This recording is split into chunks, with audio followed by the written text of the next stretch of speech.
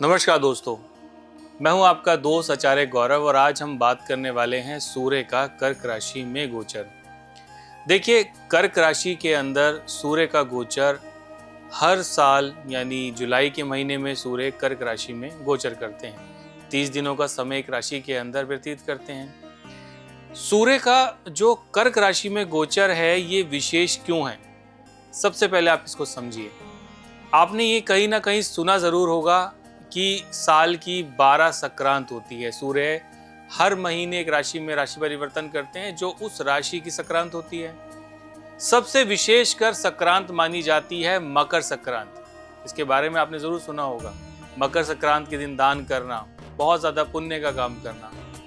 अब मकर संक्रांत की बात आती है तो हम कर्क की संक्रांत को क्यों भूल सकते हैं? क्योंकि मकर राशि के ठीक 180 डिग्री आगे कर्क राशि विराजमान है, यानी सूर्य का कर्क में गोचर 16 जुलाई को होने वाला है।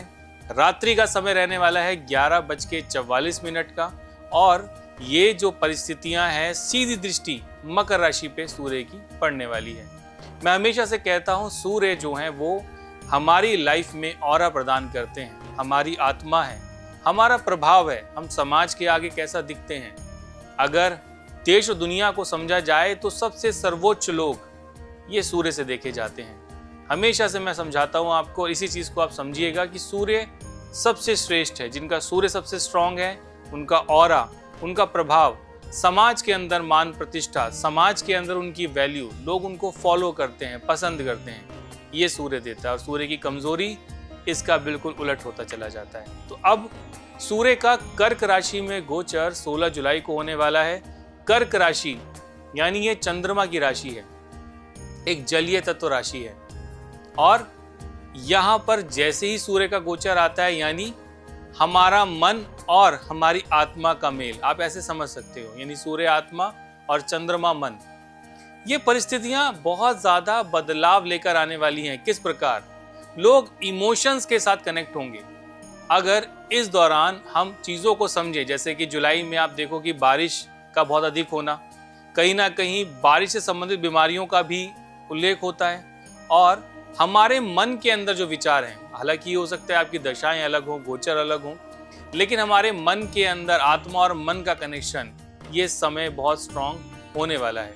तो इसीलिए हम इसको राशि अनुसार समझेंगे कि किस प्रकार पर्टिकुलर राशि के लिए ये गोचर कैसे रहने वाला है और एक एक करके सभी राशियों के बारे में हम बात करने वाले हैं। बात करते हैं मेष राशि यानी एरीज। ये जो गोचर है आपकी कुंडली के सुख भाव में बनता है, यानी आप ये देखोगे कि आपका जो मन है, जो परिस्थितियां हैं, जुलाई के महीने के अंदर घर से बहुत ज्यादा अटैचमेंट आपका बढ़ेगा। कोई वस्तु अगर आपकी कोई खो गई थी काफी समय पहले या आप किसी चीज की तलाश में थे तो वो आपको इस समय मिलने का योग बनता हुआ नजर आ रहा है। क्योंकि सूर्य विच्छेद के कारक भी हैं, इस चीज को समझिएगा। यानी आपको क्या करना चाहिए? चतुर्थ भाव होता है वाहन, सुख, और हमारे जीवन के अंदर हमारी जो माता है, हमारा जो घर है, अपनी माता के साथ आपके कनेक्शंस, यानी कहीं ना कहीं उनकी बातों को सुनने का प्रयास करिएगा, उनकी भावनाओं को समझने का प्रयास करिएगा, उनके आशीर्वाद को लेने का आप प्रयास करोगे तो ये समय आपके लिए काफी हद तक अच्छा रहने वाला है। भूमि में निवेश आप कर सकते हो, कोई नया वाहन भी आप ले सकते हो। यानी कुल मिला के सूर्य का ये गोचर आपके चतुर्थ भाव के अंदर विशेष लाभ आपके लिए लेकर आने वाला है। स्वास्थ्य की बात करूं तो देखिए, चतुर्थ भाव कहीं ना कहीं रिप्रेजेंट करता है हमारे पित्त को, हमारे पेट के भाव को। तो ऐसी चीजों का सेवन ना करें जो आपके पित्त को बढ़ाएं, आपके एसिड को बढ़ाएं। तो कोशिश करिएगा कि वाटर इनटेक आप थोड़ा ज्यादा करिएगा और सही भोजन ग्रहण करने का प्रयास करोगे तो काफी अच्छा रहेगा। काम की बात करें तो सूर्य की दृष्टि दशम भाव पे है। कोई नया रोजगार, कोई नया काम आप कर सकते हो। और अगर आप जॉब स्विच करना चाह रहे थे तो ये सही समय आपके लिए होने वाला है। सूर्य के इस गोचर के बाद आप कोशिश करोगे तो अच्छी नौकरी आपको मिल सकती है। जॉब स्विच करना चाहोगे तो ज्यादा बेहतर रहेगा। अब बात करते हैं वृषभ राशि के बारे में। देखिए, वृषभ राशि के बारे में मैं अगर आपको बताऊं तो बहुत ही अपने मन के अनुसार चलने वाली राशि है। अपनी लाइफ में एंजॉय करते हैं, बिल्कुल ही मौज मस्ती के साथ चलने वाली राशि है। लेकिन ये कुंडली का जो गोचर है आपके तीसरे भाव में बनता है। तीसरा भाव यात्राओं का है। हमारे जीवन में हमारे जो फ्रेंड सर्कल है उसका भी है। थोड़ा सा फ्रेंड सर्कल के साथ में आपकी उम्मीदें बहुत ज़्यादा बढ़ जाएंगी। यानी आपके फ्रेंड्स के साथ कोई होता ना कहीं कोई झगड़ा हो जाए, कोई मिसअंडरस्टैंडिंग आपकी हो जाए, तो थोड़ा सावधानी के साथ आप चलिएगा तो ज़्यादा आपके लिए अच्छा रहेगा। और जो ये कॉम्बिनेशन है दर्शाता है कि आप इमोशनली अटैच हो जाओगे अपने जो फ्रेंड सर्कल है, दोस्तों के साथ है, कजन्स के साथ है, लेकिन वो आपकी उम्मीदों पे खरे नहीं उतरेंगे। इस वजह से मन थोड़ा सा आपका हर्ट हो सकता है, तो थोड़ा सा प्रैक्टिकल होकर चलने का प्रयास करिएगा। ये दशाओं का ही गोचर है।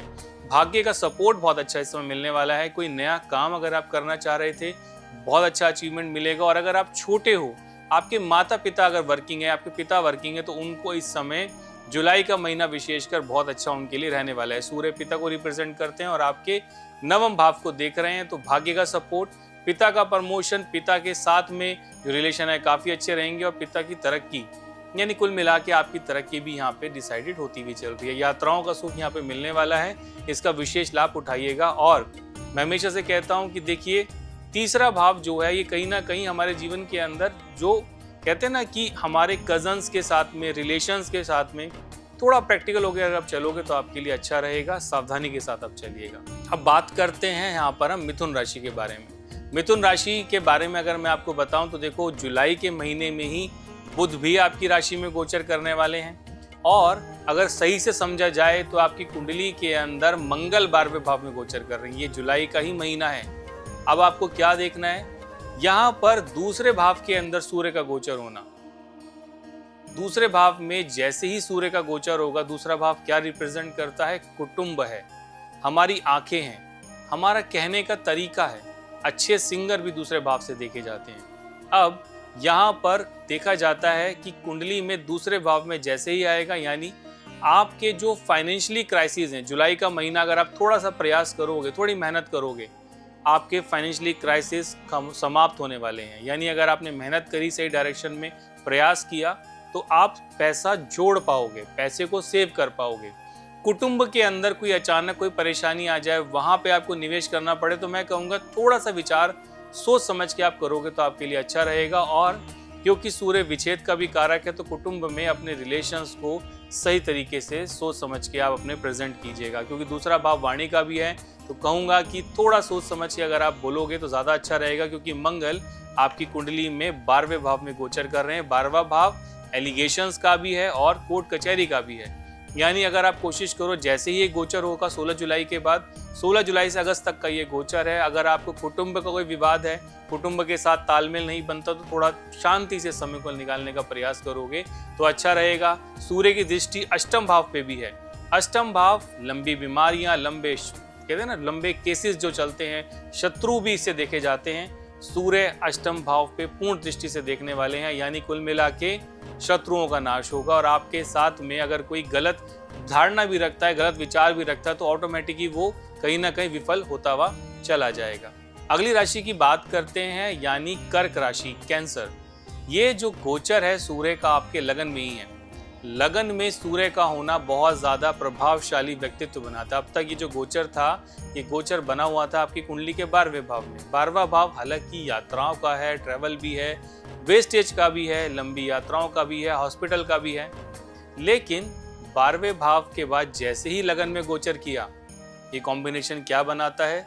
ये कॉम्बिनेशन दर्शाता है कि आपके प्रभाव में, जुलाई का महीना कर्क राशि वालों, आपके प्रभाव बहुत तेजी से आगे बढ़ने वाला है। लोग आपकी बातों से प्रभावित होंगे, लोग आपकी ऑरे से प्रभावित होंगे। लेकिन बचना किस चीज़ों से? अगर सब कुछ अच्छा ही है तो बचने का क्या प्रयास है? मैं क्या एडवाइस दूं? सूर्य का प्रभाव क्या है? तेज। यानी आपको अगर कोई काम किसी से करवाना है या किसी से कोई बात कहनी है, अपनी बातों को सोच समझ के बात करिएगा। ये जो लगन का सूर्य है, कई बार ये अहंकार को बढ़ा देता है, सर के बाल भी उड़ा देता है, स्किन के इश्यूज भी देता है। लेकिन ये अहंकार, एटीट्यूड कि मुझे तो ये भी आता है, मुझे वो भी आता है, मुझे मत बताओ, ये चीज़ आपके अंदर नहीं आनी चाहिए। यानी छोटे बड़े जो भी आपके साथ में काम करते हैं या आपके साथ रहते हैं, उन्हें आप उनकी रिस्पेक्ट करें, उनके साथ थोड़ा धैर्य के साथ चलोगे तो ज़्यादा अच्छा यहाँ पे रहने वाला है। सप्तम भाव पे दृष्टि पड़ रही है। सप्तम भाव हमारे पार्टनरशिप का है।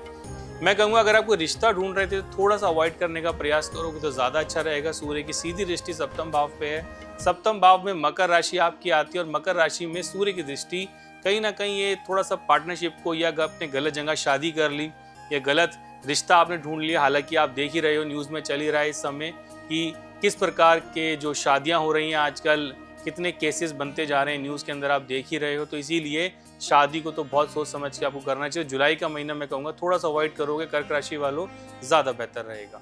अब बात करते हैं सिंह राशि के बारे में। देखो सिंह राशि वालों, ये कॉम्बिनेशन कुल मिला के आपके लिए मैं दर्शाऊं कि ये लगन के स्वामी का 12वें भाव में जाना।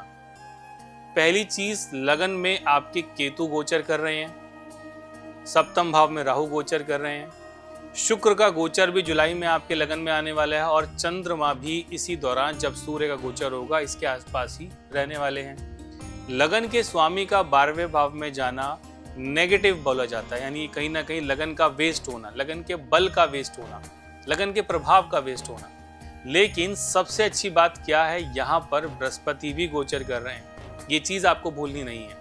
यानी सूर्य का गोचर अगर अकेला होता तो मैं कह सकता था कि परेशानी आएंगी, लेकिन यहाँ पे बृहस्पति भी गोचर कर रहे हैं। यानी सिंह राशि वालों, विदेश के बहुत अच्छे कनेक्शंस यहाँ पे बनते हैं, विदेश के ट्रैवल के बहुत अच्छे कनेक्शंस बनते हैं, विदेश यात्रा घूमने जाना चाहते हो तो वो भी बहुत अच्छे कॉम्बिनेशन है, विदेश से आप व्यापार करना चाहते हो वो भी बहुत बढ़िया कॉम्बिनेशन यहाँ पे बनता है। हॉस्पिटल या फिर कहीं ना कहीं किसी कोर्ट कचहरी के कोई मैटर चल रहे थे तो वहाँ पे अब आपको राहत की सांस मिलने वाली है। अगर चल भी रहा था या आप प्रयास करना चाह रहे हो तो गुड न्यूज़ आपके पास आने वाली है। सूर्य का ये गोचर छठे भाव को देखता है। छठा भाव है या हमारे जीवन के अंदर कहते हैं ना चैलेंज को एक्सेप्ट करना। मैं हमेशा से कहता हूँ छठे भाव का सूर्य 12 के 12 खानों में सबसे स्ट्रांग माना जाता है। यानी ये जो सूर्य है ये बहुत ज़्यादा तरक्की दिलाता है आपको। लोग सोचे बिना डिसीजन को ले लेते हैं और कई बार वो कहते हैं रिस्क लेना लाइफ में।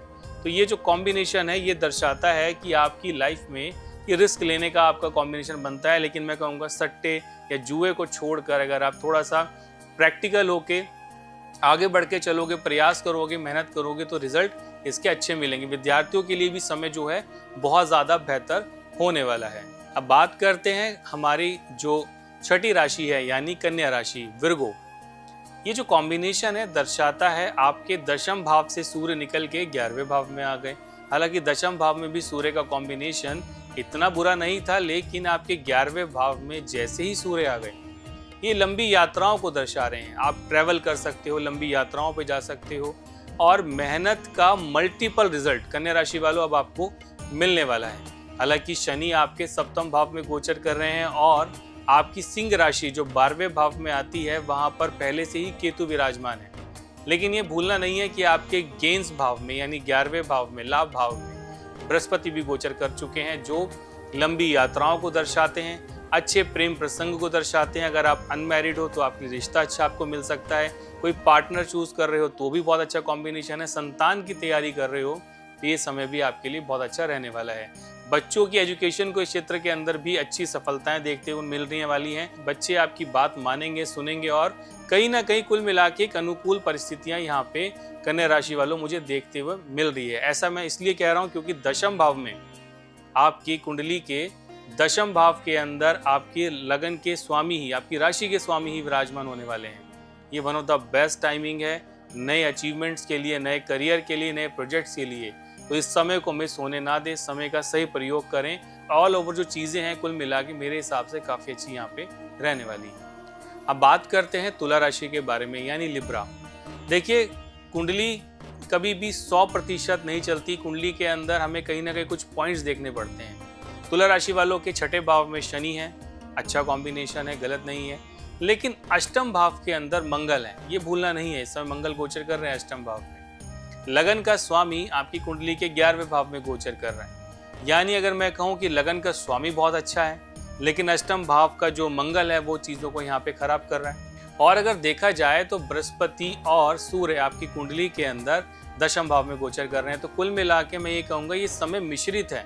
तुला राशि वालों कोई बड़ा डिसीजन किसी प्रॉपर्टी को लेकर अगर आपको कोई प्लानिंग करना है या जॉब को स्विच करना है, लगन अच्छा है, दशम अच्छा है, लेकिन मैं कहता हूँ मंगल शनि को मिस मत करो। मंगल शनि छठे और 8वें में विराजमान है। बड़े डिसीजन मत लीजिएगा, किसी की गारंटी आप मत लीजिए। नया प्रोजेक्ट अगर आप शुरू करना चाह रहे हो, जुलाई का महीना थोड़ा सा अवॉइड करोगे तो ज़्यादा आपके लिए अच्छा रहेगा। और अगर आप शादी करना चाहते हो तो मैं कहूँगा कि जुलाई का महीना थोड़ा सा अवॉइड करके अगर आप चलोगे, यानी किसी बड़े प्रोजेक्ट को लेकर, किसी बड़ी गारंटी को लेकर जुलाई का महीना तुला राशि वालों आपको अवॉइड करना चाहिए। स्वास्थ्य की बात अगर मैं करूं तो देखो, अष्टम भाव का मंगल अचानक से कोई ना कोई हेल्थ इश्यूज आपको दे सकता है, तो थोड़ा सा सात्विकता के साथ अगर आप चलोगे, अच्छा भोजन ग्रहण करो और थोड़ा व्यायाम करो, योगा करो, तुला राशि वालों आपके लिए समय काफी अनुकूल हो जाएगा। बात करते हैं वृश्चिक राशि यानी स्कॉर्पियो। जो सूर्य का गोचर है ये आपके भाग्य को इस समय रिप्रेजेंट कर रहा है। भाग्य के अंदर उच्च के बृहस्पति का आना, वहीं पे सूर्य का विराजमान। वृश्चिक राशि वालों, आपके भाग्य के अंदर आप देखोगे कि बहुत तेजी से ग्रोथ, बहुत अच्छा ग्रोथ, बहुत अच्छी हाइक आप देखने वाले हो इस समय। यानी करियर के अकॉर्डिंग, ट्रैवलिंग के अकॉर्डिंग, कहीं ना कहीं जैसे, क्योंकि दृष्टि आपके तीसरे भाव पे भी है, यात्राएं भी करनी पड़ सकती हैं, लेकिन यात्राओं का बेनिफिट आपको मिलने वाला है। तो कुल मिला के मेरे हिसाब से भाग्य बहुत स्ट्रांग आपका यहाँ पर होने वाला है, परिस्थितियाँ काफ़ी अच्छी होने वाली हैं। हालांकि जो मरकरी है यानी बुध आपके अष्टम भाव में है, तो वृश्चिक राशि वालों मैं ये कहूँगा कि अगर कोई प्रॉपर्टी आप लेना चाहते हो, किसी प्रॉपर्टी में निवेश करना चाहते हो, तो जुलाई थोड़ा सा अगर आप सतर्कता के साथ चलोगे, अवॉइड भी कर सकते हो तो ज़्यादा आपके लिए बेहतर रहेगा। और क्योंकि जो मरकरी है ये हालांकि बिजनेस को भी रिप्रेजेंट करते हैं, लेकिन कई बार मरकरी अष्टम भाव में अगर आ जाता है तो कहीं ना कहीं लोगों का पैसा दब जाता है, पैसा रुक जाता है, पैसा अटक जाता है। तो मैं कहूँगा कि जुलाई का महीना जब तक बुध का राशि परिवर्तन नहीं होता, आप निवेश ना करोगे तो ज़्यादा अच्छा आपके लिए रहने वाला है। भाग्य के लिए जैसे करियर को लेके अच्छा है, यात्राओं को लेके अच्छा है, ट्रैवलिंग के लिए काफ़ी अच्छा है, नए कनेक्शंस मिलने वाले हैं। और अगर प्रेम प्रसंग की बात करूँ तो यस, बृहस्पति आपकी कुंडली के अंदर भाग्य के साथ साथ आपके पंचम को देख रहे हैं। कोई नया अफेयर, कोई नया रिलेशन, नए लोगों के कनेक्शन में आप आओगे जो भविष्य में आपके लिए काफ़ी अच्छा रहने वाला है। तो मेरे हिसाब से वृश्चिक राशि वालों निवेश से थोड़ा बचने का प्रयास करेगा। ऑल ओवर कुंडली जो है जुलाई में काफ़ी अच्छी आपकी यहाँ पे रहने वाली है। अब बात करते हैं धनु राशि के बारे में। देखिए, धनु राशि वालों जो ये कॉम्बिनेशन है आपके अष्टम भाव में बनता है। अष्टम भाव में सूर्य गलत नहीं है, सूर्य हालांकि 12 भावों में कहीं भी गलत नहीं होता, लेकिन सूर्य अष्टम भाव के अंदर अचानक से परेशानियों को दर्शाता है। क्योंकि इस समय अगर मैं परिस्थितियों को भी समझूं तो यहाँ पे कॉम्बिनेशन भी शनि के ढैया का भी समय आपका लगा हुआ है। साथ ही साथ कुंडली के अंदर जो आपके सुख भाव के अंदर भी यहाँ पे जो परिस्थितियाँ बनती है, राहु केतु ने इस एक्सिस को खराब करा हुआ है। तो कुल मिला के मैं यही कहूँगा कि ये जो कॉम्बिनेशन है अष्टम भाव का जो सूर्य है अचानक से होने वाली घटनाओं को दर्शाता है। तो मैं ये कहूँगा कि आप सतर्क रहने का प्रयास, थोड़ा जागरूक होने का प्रयास करोगे तो आपके लिए ज़्यादा अच्छा रहेगा। जैसे कि किसी पे विश्वास करना, किसी की गारंटी लेना, किसी पेपर पे साइन करना, तो ये कहूँगा धनु राशि वालों इससे बचने का आपको प्रयास करना है। किसी की गारंटी, किसी से कमिटेड भी नहीं होना। जैसे आपने किसी को आप पसंद करते हो, आपको शादी करनी है, मैं कहूँगा कि जुलाई का महीना थोड़ा सा अवॉइड करोगे आपके लिए तो ज़्यादा अच्छा रहेगा। और अगर बात करें कि यहाँ पर बृहस्पति भी विराजमान है, कोई नई लैंग्वेज आप सीख सकते हो, कोई नया कोर्स आप कर सकते हो, इसमें रुझान आपका थोड़ा बढ़ेगा। किसी नई चीज़ों को सीखने का आप प्रयास करोगे, मैं कहूँगा कि उसके लिए ग्रीन चिट है, आप आगे बढ़ सकते हो, ताकि भविष्य को लेकर ये परिस्थितियाँ आपके लिए काफ़ी अच्छी होने वाली हैं। अब बात करते हैं मकर राशि यानी कैप्रिकॉर्न। सप्तम भाव में सूर्य का गोचर, अगर काल पुरुष कुंडली को भी समझा जाए तो सूर्य यहाँ पे इतना अच्छा रिजल्ट नहीं देते। अगर आपके पार्टनर के साथ, चाहे आप मैरिड हो या फिर आप व्यवसाय करते हो, अगर आप पार्टनरशिप में हो, सावधानी के साथ चलिएगा। सामने वाले की व्यक्ति की बातों को सुने समझें, फिर अपनी बात को बोलने का प्रयास आप करिएगा। लगन पे सूर्य की सीधी दृष्टि है, यानी इस समय प्रभाव आपका काफ़ी तेजी से बढ़ने वाला है। ख्याति आपकी बढ़ने वाली है, नेम फेम आपका बढ़ने वाला है और अच्छे कनेक्शंस में आप आने वाले हो, क्योंकि बृहस्पति भी आपके लगन को देख रहे हैं। कुल मिला के मेरा आपको यही समझाना है कि अगर किसी पार्टनरशिप को लेके आप आगे बढ़ना चाहते हो या नई पार्टनरशिप आप करना चाहते हो, तो नई पार्टनरशिप आप अवॉइड करिएगा। कोई रिश्ता आप देख रहे हो, कोई शादी आप करना चाहते हो, तो जुलाई का महीना फेवरेबल नहीं है। और अगर आप मैरिड हो या पार्टनरशिप करते ही हो तो थोड़ा सावधानी पूर्वक आपको यहाँ पे चलना चाहिए। एक लिस्ट बना लीजिए, जुलाई के महीने में खर्चे की एक लिस्ट बनाओ, ताकि आपके खर्चे नियंत्रित रहें और सही जगह पे आप निवेश कर पाओ या कहीं ना कहीं उस पैसे को लगा सको। ऑल ओवर अगर मैं कहना चाहूँगा, ये कॉम्बिनेशन आपके तीसरे भाव को भी रिप्रेजेंट करता है। तीसरे भाव के अंदर भी जो ग्रहों की दृष्टि जाती है, ये कहीं ना कहीं दर्शाता है कि इस समय जो आपका प्रभाव है, जो आपका ऑरा है, ये बहुत तेजी से बढ़ने वाला है। यानी मकर राशि वालों, अगर आपने मेहनत करी, प्रयास किया, तो कहीं ना कहीं ये समय आपके लिए काफ़ी हद तक बेहतर यहाँ पे जुलाई का महीना होने वाला है। बात करते हैं कुंभ राशि यानी एक्वेरियस।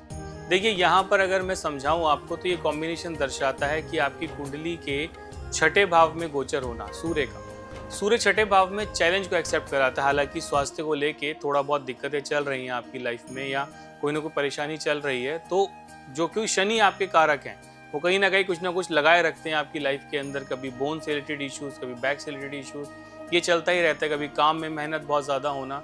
हालांकि एक मेहनती राशि है, मेहनत करने वाली राशि है एक्वेरियस, लेकिन मैं फिर भी कहूँगा कि सूर्य का अष्टम भाव में आना ये कहीं ना कहीं मेहनत को बढ़ाता हुआ नजर आ रहा है। लेकिन अंत में जैसे ही यहाँ पर बाकी सब ग्रहों का गोचर भी चेंज होगा, यही जुलाई का महीना आपके लिए बहुत फेवरेबल होने वाला है। यानी रुका हुआ पैसा आपके पास बहुत तेजी से आएगा। कहीं कोई पैसा अटक गया था तो वो भी निकलता हुआ नजर आ रहा है। मंगल का चतुर्थ भाव में गोचर, हालांकि मंगल यहाँ पर अगर काल पुरुष कुंडली को समझा जाए तो नीच अवस्थाओं के अंदर देखे जाते हैं, इतना फेवरेबल हाउस नहीं है। लेकिन मंगल फिर भी यहाँ पर अगर देखा जाए तो आपकी कुंडली के अंदर चतुर्थ भाव को रिप्रेजेंट कर रहे हैं। चतुर्थ भाव के अंदर ये दर्शाता है कि किसी नई प्रॉपर्टी को लेना, किसी नए वाहन को लेना, ऐसी परिस्थितियाँ यहाँ पे दर्शाता है। किसी नए ऑफिस के अंदर जाना, कोई नई शॉप लेना, इस तरीके की चीज़ों को दर्शाता है। तो ये कहीं ना कहीं मेरे हिसाब से बहुत अच्छा कॉम्बिनेशन कुंभ राशि वालों आपके लिए है।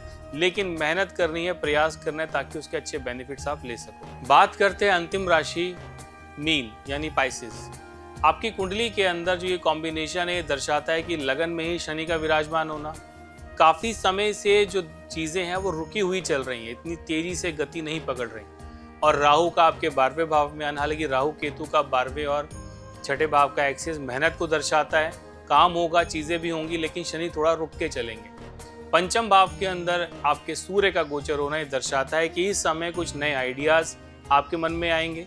और ये जो आइडियाज़ अगर इनको इम्प्लीमेंट आप करते हो, लाइफ में बहुत तेज़ी से लेकर आते हो, तो जुलाई का महीना विशेषकर आपको अच्छे प्रॉफिट्स, अच्छा गेन्स आपको दे सकता है। लंबी यात्राओं पे जाना चाह रहे थे तो ये भी पॉसिबिलिटीज़ बहुत अच्छी हैं। आप प्रयास करें, लंबी यात्राओं से भी आपको अच्छे बेनिफिट्स मिलेंगे, नए लोगों के कनेक्शन में आप आओगे। और ये भी हो सकता है कि अगर आप विदेश में नौकरी के लिए अप्लाई करना चाह रहे थे या किसी व्यवसाय के लिए अप्लाई करना चाह रहे थे, तो बहुत ही अच्छा समय ये रहने वाला है।